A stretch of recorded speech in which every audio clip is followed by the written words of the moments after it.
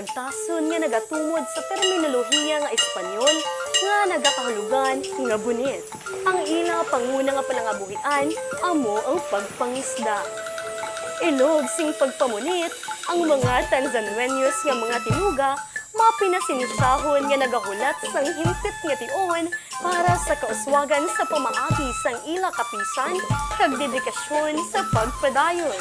Ina nga mga pamatasan nagareplementar kag nagahatag sang duag sa lubong sang mga opisyalis sang barangay. Kag hasta sa mga lupon, isa sa mga rasones kun nga makita ang pagkamabinungahon sang mga tawo na hanungod sila nagahiusa nga may bahin sang pagpalangga sa ila kalanon. Ini nga mga manamit nga kalanon kag makailila nga delikasiya na kinaangdan nga mga luto sang may pagpalangga. Pulahan ang tanza sa bugana nga manggad sang may katubigan. Ang matuod nga bahandi nagakaigo sa kamot sang pinakatigulang nga babae nga manugbulad nga nagapuyo sa sini nga puloy-an. Mga uga, ilog sang tuloy, tabagak, sortidos, kag mga nagasari-sari nga mga pinakas ang pinakalokal nga produkto nga ila gintunaan. Isa sila sa pinakadako nga pundasyon nga nagahatag sang uga sa munisipalidad sang istansya sa Subo nga Tinion. Ang tanza bugana man sang produkto sa agrikultura. Apang iniisa ka baybayon nga barangay, ang Tanzanueños nagapamunga gihapon sa pagpamalakad sing mga manukan, babuyan, umahan, mga prutas nga bugana, mga manggad nga dagaya, aton inisang tagon,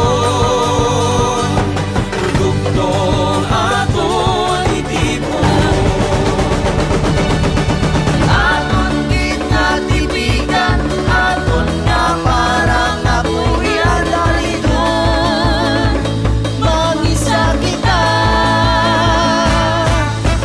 Aton nahalungan, manggad sa kalagatan, sa aton nga palibot, rakuging mapuslan.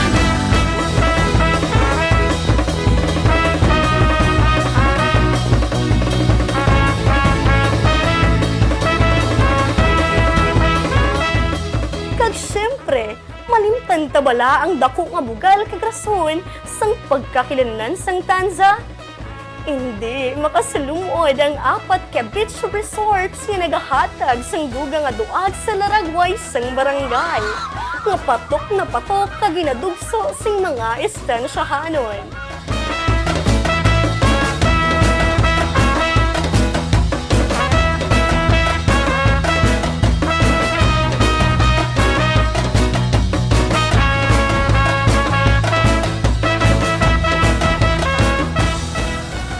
Nagapangulab